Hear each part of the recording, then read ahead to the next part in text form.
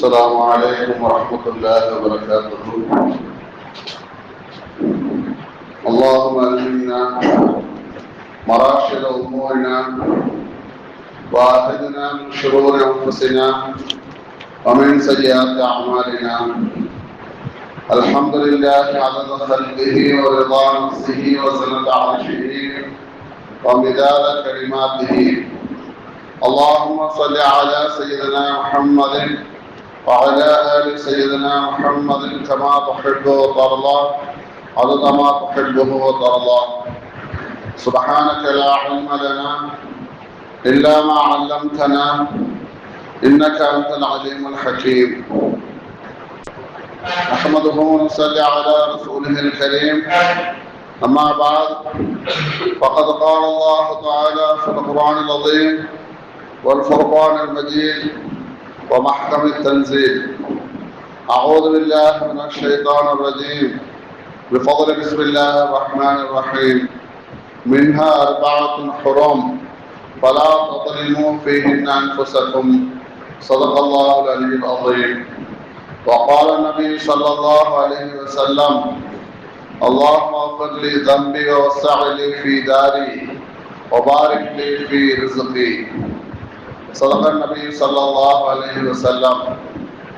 நிறைய வாழ்வழித்து நெருநிலத்தை காப்பதற்கு மறைத்த மன்னவனுக்கே மாபெரும் புகழனைத்தும்.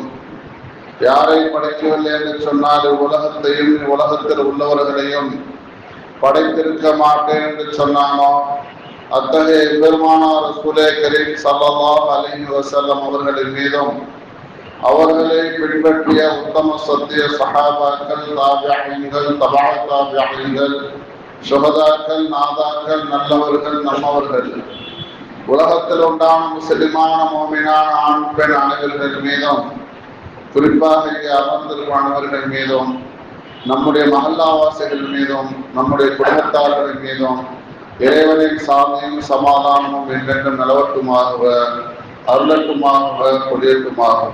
ஆமீன். அல்லாஹ்வுடைய பள்ளியிலே மதிய வேளையிலே ஜும்மாவுடைய நாளையிலே நாம் எல்லாம் இன்று ஒன்று கூடியதை போன்று நாமும் நம்முடைய குடும்பத்தார்களும் அகில உலக இஸ்லாமியர்களும் உயர்ந்த சொர்க்கமான ஜன்னத்துல் ஃபிர்தௌஸில் ரசூல்மார்களோடு, நபிமார்களோடு, சஹாபாக்களோடு, இறைநேசர்களோடு இருப்பதற்கு அல்லாஹ் தஆலா மனதிற்கு தௌஃபீக் செய்வானாக. ஆமீன். 3/1/2025 ஈசவி வருடத்தில் 2/7/1446 ஹிஜ்ரி வருடத்தில் 7வது மாதமான ரஜப் மாதத்தின் முதல் ஜும்மாவில் நாம் அமர்ந்திருக்கின்றோம். அல்ஹம்துலில்லாஹ். குர்ஆனில் மன்சில்கள் என்று 7 இருக்கின்றது. ஒவ்வொரு மன்சிலாக ஓதி முடித்து ஒரு வாரத்திற்குள்ளாக குர்ஆனை முடிக்க வேண்டும் என்பதற்காக முன்னோர்கள் ஏற்படுத்தியது 7 வானம் 7 பூமி என்பதாக இருக்கின்றது.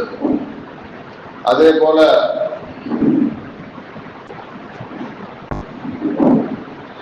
ஏழாவது மாதமான ரஜப் மாதத்தில் நாம் இருக்கின்றோம். இந்த ரஜப் மாதத்தில் வரலாற்றில் நிறைய நிகழ்வுகள் நடந்திருக்கின்றது. இந்த மாதத்திற்கு பெயரே ரஜபுல் முலஃபர், வெற்றியை தரக்கூடிய மாதம் என்பதாக நபிகள் நாயகம் ஸல்லல்லாஹு அலைஹி வஸல்லம் கூறுவார்கள். இந்த ரஜப மாதத்தில் தான் தொழுகை, ஜக்காத் போன்ற கடமைகள் எல்லாம் அல்லாஹ் தஆலா கடமையாக ஆக்கினான். அதே போன்ற காபாவை கிப்லாவாக நபிகள் நாயகம் ஸல்லல்லாஹு அலைஹி வஸல்லம் அவருடைய உம்மத்தாக நம்மவர்களுக்கு அல்லாஹ் தஆலா ரஜப மாதத்தில் தான் மதீனாவிற்கு நபியவர்கள் சென்ற பிறகு ஈதர்களை திருப்திப்படுத்துவதற்காக வேண்டி பைத்துல் முகத்தஸை கிப்லாவாக தொழுதார்கள். ஆனால் நபிகள் நாயகம் ஸல்லல்லாஹு அலைஹி வஸல்லம் எண்ணம் காபாவை கிப்லாவை பார்த்து தொழுக வேண்டும் என்ற எண்ணம் இருந்தது. 16 அல்லது 17 மாதங்கள் பைத்துல் முகத்தஸை கிப்லாவாக மதீனாவில் இருக்கும் பொழுது தொழுதார்கள். திடீரென்று அல்லாஹ் தஆலா நபி அவர்களுடைய ஆசை கிணங்க காபாவையே நீங்கள் கிப்லாவாக ஆக்கிக் கொள்ளுங்கள் என்று அல்லாஹ் தஆலா இந்த உம்மத்திற்கு கடமையாக ஆக்கி கிப்லாவை கடமையாக ஆக்கியது ரஜபுடைய மாதத்தில் தான். அதே போல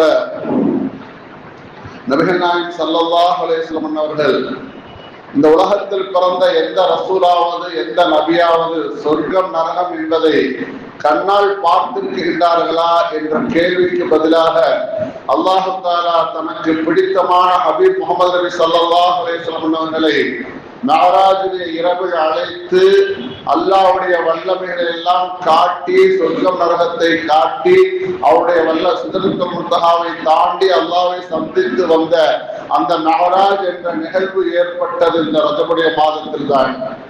அதே போல நபிகள் நாயகம் ஸல்லல்லாஹு அலைஹி வஸல்லம் தோழர்களான சஹாபாக்களும் நிறைய நபர் சஹாபாக்களும் ஷாஃபி இமாம், கஸாலி இமாம், மொய்னுத்தீன் காஜா மொய்னுத்தீன் அஜ்மீரி ஷிப்தி என்ற இறைநேசர் அவர்களும் மஹமூது கஸ்னவி என்ற ஒரு அரசர் இவர்கள் எல்லாம் ரஜப மாதத்தில் தான் இறந்திருக்கிறார்கள் என்று வரலாற்றில் சொல்லப்படுகின்றது. அதே போல அல்லாஹு தஆலா குர்ஆனில் இப்படி சொல்லி காட்டுவான், மின்ஹா அர்பஅத்துன் ஹுரும், அல்லாஹ்விடத்தில் 12 மாதங்கள் இருக்கிறது.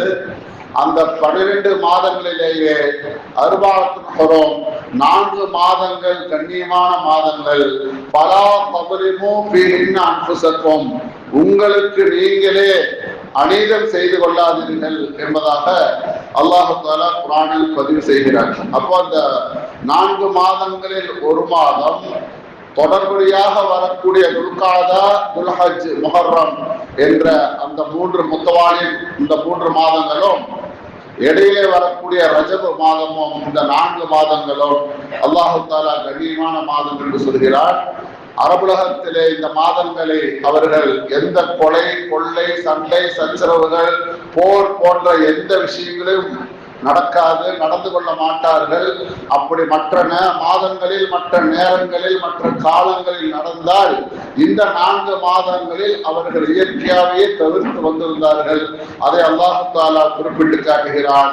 அப்படி இருந்தும் யாராவது துல்காதா, துல்ஹஜ், முஹர்ரம், குறிப்பாக இந்த ரஜப மாதத்தை போன்ற அல்லாஹ் கண்ணியப்படுத்திய 4 மாதங்களில் ஏதாவது தவறளித்து விட்டால் அவர்களுக்கு அவர்களே அநீதம் செய்து கொண்டார்கள் என்று அல்லாஹ் தஆலா குறிப்பிடுகின்றார்.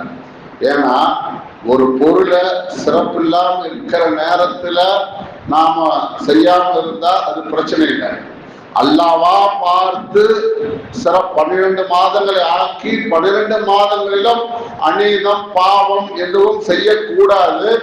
அட்லீஸ்ட் குறிப்பாக இந்த 4 மாதங்களிலாவது செய்யாமல் இருங்கள் என்று அல்லாஹ் தஆலா சிறப்புப்படுத்தி கண்ணியப்படுத்தி சொன்ன பிறகும் நாம் அந்த மாதங்களில் தவறு செய்தால் அது பெரும் பாவங்களில் 2 மடங்காக ஆகிவிடும். எப்படி பொங்கல் சீசன், நியூ இயர் அல்லது கிறிஸ்துமஸ், தீபாவளி போன்ற முக்கியமான பண்டிகை காலங்களில் வியாபாரிகள் எப்படி பொருளாதாரத்தில்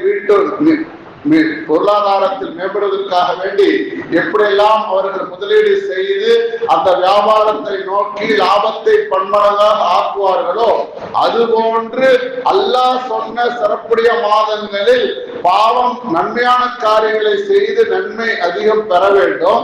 அதே நன்மையை பெறுவது போன்று பாவம் செய்துவிட்டால் பாவங்களும் இரட்டிப்பாக கிடைக்கும் என்று நமக்கு மேன்மக்கள் நல்லவர்கள் சொல்லித் தருகின்றார்கள். அதே போல ரஜப மாதம் பிறந்து விட்டால் நபிகள் நாயகம் ஸல்லல்லாஹு அலைஹி அவர்கள் அல்லாஹும்ம பாரிக் லனா, யா அல்லாஹ் எங்களுக்கு பரக்கத் செய்வாயாக, ரஜப வ ஷஅபான, ரஜப மாதத்திலும் ஷஅபான் மாதத்திலும் எங்களுக்கு பரக்கத் செய்வாயாக. எதற்கு? வல்லனா ரமதான், ரமலான் மாதத்தை நாங்கள் அடைந்து கொள்வதற்காக வேண்டி என்று நபிகள் நாயகம் ஸல்லல்லாஹு அலைஹி வஸல்லம் அவர்கள் ரஜப மாதம் பிறந்து விட்டால் அன்றிலிருந்து ரஜப மாதம் முழுவதும், ஷஅபான் மாதம் முழுவதும் பரக்கத்திற்காக துஆ செய்வார்கள். நம்மையும் செய்யும்படி ஏவிருக்கின்றார்கள். அப்பேற்பட்ட ரஜபுடைய மாதம் நமக்கு வந்திருக்கின்றது. அந்த ரஜப மாதத்தில் நாம் பரக்கத்திற்காக துஆ கேட்க வேண்டும். அப்படி பரக்கத்திற்காக துஆ கேட்கும் போது அல்லாஹ் தஆலா உடலில் உள்ள நோய்களை விட்டும் நீக்குவான், நம்முடைய பொருளாதாரத்தையும் மேம்பட செய்வான். அது மட்டுமல்ல, இந்த துஆவை நபி அவர்கள் எதற்காக கேட்க சொன்னார்கள் என்று சொன்னால், பரக்கத்தை கொடு என்று கேட்பதன் மூலமாக ரஜபு மாதம் சிறப்பு, அதனால் அந்த மாதத்தில் நான் நன்மை அதிகம் செய்ய வேண்டும், மற்ற மாதத்தை போன்று ரஜபு மாதத்தை வீழ்த்தி விடக்கூடாது, ரஜபு மாதத்தையும் அமலால் நான் நிரப்ப வேண்டும், கண்ணியப்படுத்த வேண்டும், அமலை அதிகப்படுத்த வேண்டும், ஷாபான் மாதத்திலும் அதிகப்படுத்த வேண்டும். அதனுடைய தொடர்ச்சி இருந்தால் ரமலானில் இன்னும் அதிகம் நாம் அமலில் ஈடுபடுவோம், அதிகப்படுத்துவோம் என்பதை தான் பரக்கத் செய்வாயாக என்ற நோக்கத்தில் கேட்டார்கள் என்று ஹதீஸ்களை வல்லுநர்கள், வரலாற்று ஆய்வாளர்கள் நமக்கு சொல்லித் தருகின்றார்கள். பொதுவாக நபி ஸல்லல்லாஹு அலைஹி வஸல்லம் இஸ்லாத்துல எந்த காரியமாக இருந்தாலும் அதற்கு துவா இருக்கின்றது. கொட்டாவி விட்டா துவா, தும்மினா துவா, இரஹ்மத்துல்லாஹ், அல்ஹம்துலில்லாஹ். பாத்ரூமுக்கு போறோம், பாத்ரூம் வெளியே வர்றோம், வீட்டுக்குள்ள போறோம், வீட்டுல இருந்து வெளியே வர்றோம், மஸ்ஜிதுக்குள்ள போறோம், மஸ்ஜிதுல வெளியே வர்றோம், ஒது செய்யறோம் அல்லது உம்ரா செய்யறோம், ஹஜ்ஜு செய்யறோம், தொழுகிறோம், தொழுகிறப்ப நியத்திக்கணும், உம்ரா செய்யறப்ப நியத்திக்கணும், ஹஜ்ஜு செய்யறப்ப நியத்து துவா ஓதணும். அப்ப தொழுகையில ஓத வேண்டிய அர்க்கானங்கள் இருக்கின்றது. இது மாதிரி ஒவ்வொரு செய்யும் பொழுதும் நவைத்தல் சுன்னத்துல் உதுவாக லில்லாஹி தஆலா என்று ஒது செய்வதற்கு முன்பதாக நாம் துவா செய்ய வேண்டும் என்று நபி அவர்கள் கற்றுத் தந்தார்கள். அதே நேரத்தில் ஒது முடிந்த பிறகு பொதுவாக தொழுகைக்காக மற்ற அமலுக்காக வேண்டி நாம் ஒது செய்ய வேண்டும். அப்படி ஒது செய்யக்கூடிய நேரத்தின் ஆரம்பத்தில் ஒது துவா ஓத வேண்டும். அந்த ஒது செய்து முடித்த பிறகும் துவா ஓத வேண்டும். அல்லாஹும்ம ஜஅல்னி மினல் முத்தஹஹிரீன் என்ற துவாவை ஓத வேண்டும்.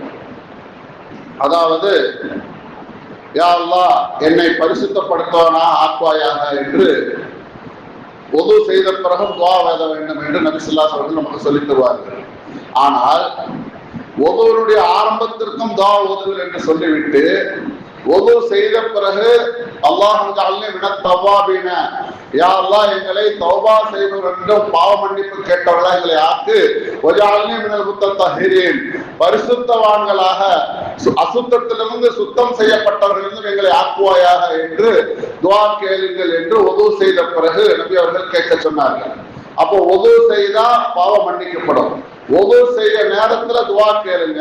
ஒது செய்த முடிச்சு பாவத்திலிருந்து தௌபாவுக்காக வேண்டியும் சுத்தமாகுவதற்காண்டியும் கேளுங்கள் என்று நபி அவர்கள் சொல்லி தந்தார்கள். ஆனால் இதில் விசேஷமாக துவாவினுடைய இடையிலே, ஒதுவினுடைய இடையிலேயே ஒரு துவாவை நீங்கள் ஓதுங்கள் என்று நமக்கு கற்றுத் தந்தார்கள். அல்லாஹ் மஃபிர்லி தம்பி, யா அல்லாஹ் என்னுடைய பாவத்தை மன்னிப்பாயாக, வஸஅலி ஃபீ தாரி, யா அல்லாஹ் எனக்கு விசாலமான வீட்டை தருவாயாக, வபாரிக் லி ஃபீ ரிஸ்கி, யா அல்லாஹ் என்னுடைய உணவிலே என்னுடைய பொருளாதாரத்திலே பரக்கத் செய்வாயாக என்ற பரக்கத்தை ஒதுவின் நடுமத்தியிலே நீங்கள் கேளுங்கள் என்று, ஒதுவின் இடையிலே இந்த துவாவை கேளுங்கள். அதுவும் பாவ மன்னிப்பையும் கேட்டு விசாலமான வீட்டை கேட்டு பரக்கத் பொருளிலே பரக்கத் செய் என்பதையும் கேளுங்கள் என்று நபி அவர்கள் கற்றுத் தந்தார்கள். அதே போல அல்லாஹு தஆலா 12 மாதங்களை படைத்திருந்தாலும் அந்த 12 மாதங்களிலேயே சிறந்த மாதமாக ரமலான் மாதத்தை ஆக்கி இந்த துல்காதா, துல்ஹஜ், முஹர்ரம், ரஜப் மாதத்தையும் சிறப்பானதாக ஆக்கி இருக்கின்றார். அதே போல வாரத்தில் 7 நாட்கள் இருந்தாலும் அல்லாஹு தஆலா ஜும்மாவுடைய நாளை சிறப்பானதாக ஆக்கி இருக்கின்றார்.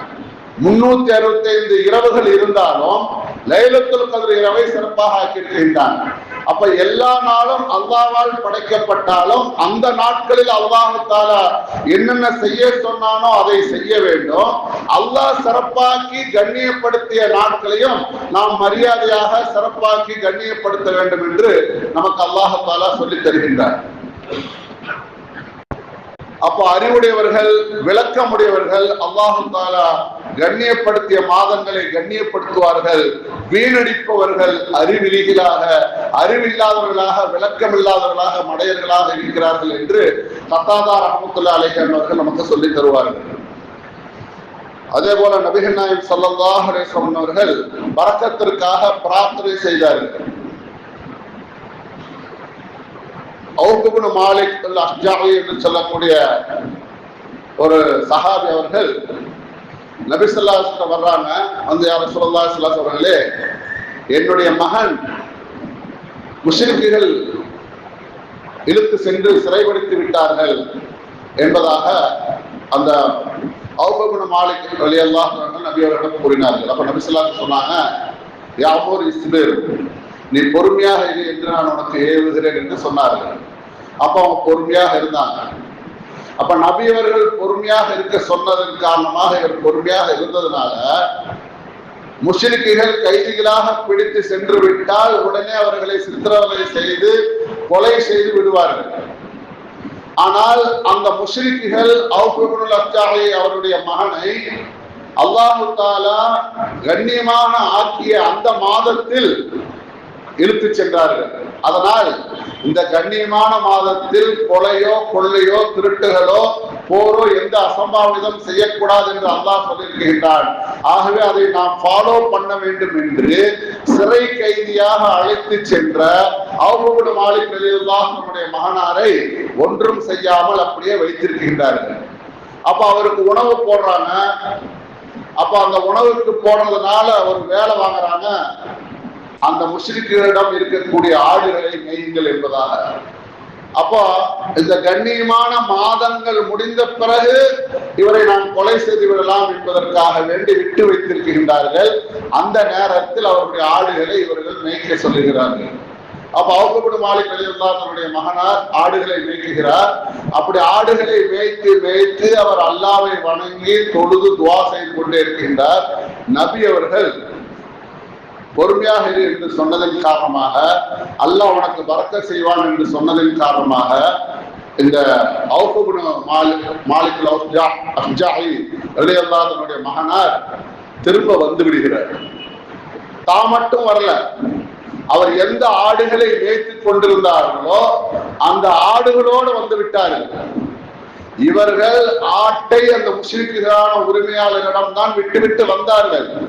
ஆனால் அந்த முஷ்ரிக்குகள் அந்த நேரத்தில் இல்லாததை உணர்ந்து அவர்கள் ஏதோ வேலையாக இருப்பதை பார்த்து தந்திரமாக இவர் தப்பித்து வருகிறார்.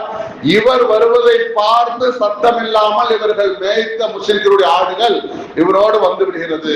நபி அவர்கள் பொறுமையாக இருங்கள் என்று சொன்னதன் காரணமாக, அல்லாஹ் உங்களுக்கு பரக்கத் செய்வான் என்று சொன்னதன் காரணமாக அந்த தொலைந்து போன அல்லது சிறை பிடித்து சென்ற அந்த மகனோடு ஆடுகளும் பரக்கத்தாக வந்தது ரஜபு மாதத்தில் தான் என்பதாகவும் வரலாற்று ஆசிரியர்கள் நமக்கு சொல்லித் தருகின்றார்கள். அதே போல அப்துல் ரஹ்மான் இப்னு அவுஃப் ரலியல்லாஹு அன்ஹு அவர்கள் ஒரு சந்தர்ப்பத்தில் தன்னுடைய ஆடையில் வாசனை உள்ள மஞ்சள் கலர் உள்ள திரவியத்தை ஆடையில் தேய்த்த பொழுது நபி அவர்கள் என்ன காரணம் என்று கேட்டார்கள். அப்துல் ரஹ்மான் அவுஃப் ரலியல்லாஹு சொன்னாங்க, பேரித்தம்பள கொட்டை அளவு நான் மகர் கொடுத்து ஒரு பெண்ணை திருமணம் முடித்தேன் என்று சொன்னார்கள். அப்ப நபி ஸல்லல்லாஹு அலைஹி வஸல்லம் பாரக்கல்லாஹ் லக்க, அல்லாஹ் தஆலா உங்களுக்கு பரக்கத் செய்வானாக என்று துஆ செய்தார்கள். அவுலிம் வலவு பிஷாத்தின், நீங்கள் ஒரு ஆட்டை அறுத்தாவது வலிமா கொடுங்கள் என்று அப்பொழுதுதான் நபி அவர்கள் சொன்னார்கள். அதே போன்று அனஸ் ரலியல்லாஹு அன்ஹு நபி அவர்களுக்கு 10 வருடம் பணியாளராக இருந்தார்கள். அவருடைய தாயார் உம்மு சுலைம் ரலியல்லாஹு அன்ஹா அவர்கள் நபி அவர்களிடம் வந்து, உங்களுடைய சேவகருக்கு பணியாளருக்காக துஆ செய்யுங்கள் என்று சொன்னார்கள். நபி அவர்கள் வந்து யாராவது துஆ செய்யுங்கள் என்று சொன்னால், யா அல்லாஹ் இவர்களுக்கு இவ்வளவு பொருளை கொடு, அதுல அதிகமாக்கி கொடு, வியாபாரத்துல பறக்கத்து கொடு, இவர் என்ன தேவையாக வந்திருக்கிறாரோ அந்த நோயை நிவர்த்தி செய்து கொடு என்றெல்லாம் யார் என்ன தேவைக்காக முறையிடுகிறார்களோ அதை நபி அவர்கள் துஆ செய்ய மாட்டார்கள். யா அல்லாஹ் நீ எதை இவர்களுக்கு கொடுத்திருக்கின்றாயோ அதை நீ பரக்கத் செய் என்று நபி அவர்கள் துஆ செய்வார்கள். அந்த அடிப்படையில அனஸ் ரலியல்லாஹு அன்ஹு அவர்களுக்கு நபி அவர்கள் இப்படி துஆ செய்தார்கள். அல்லாஹும் அக்திர் மாலஹு, யா அல்லாஹ் இவர்களுக்கு பொருளாதாரத்தை அதிகப்படுத்து, வலதஹு அவருக்கு குழந்தை செல்வத்தை அதிகப்படுத்து, வபாரிக் லஹு ஃபீமா ஆதைதஹு அவருக்கு நீ எதை கொடுத்திருக்கின்றாயோ அதிலே நீ பரக்கத் செய்வாயாக என்று நபி அவர்கள் துஆ செய்தார்கள். அதே போல நபி ஸல்லல்லாஹு அலைஹி அவர்கள் 8 திர்ஹம் வைத்துக் கொண்டு ஒரு சந்தர்ப்பத்தில் வீட்டிற்கு வெளியே வருகிறார்கள்.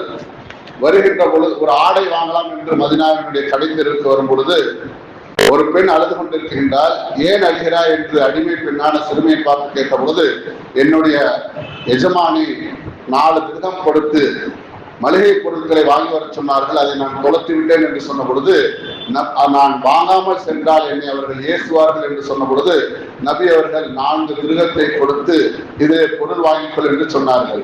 அடுத்து நபி அவர்கள் 4 திருகத்தோடு கடைவீதிக்கு சென்று 2 திருகத்தை கொடுத்து ஒரு ஆடை வாங்குகிறார்கள். வாங்கிவிட்டு வீட்டிற்கு வரும் பொழுது ஒரு ஏழை வந்து அல்லாஹ்விற்காக எனக்கு ஏதாவது ஆடை அணிவீர்கள் என்று சொன்ன பொழுது புதிதாக வாங்கி 2 திருகத்திற்கு வாங்கிய ஆடையை கொடுத்து விடுகிறார்கள்.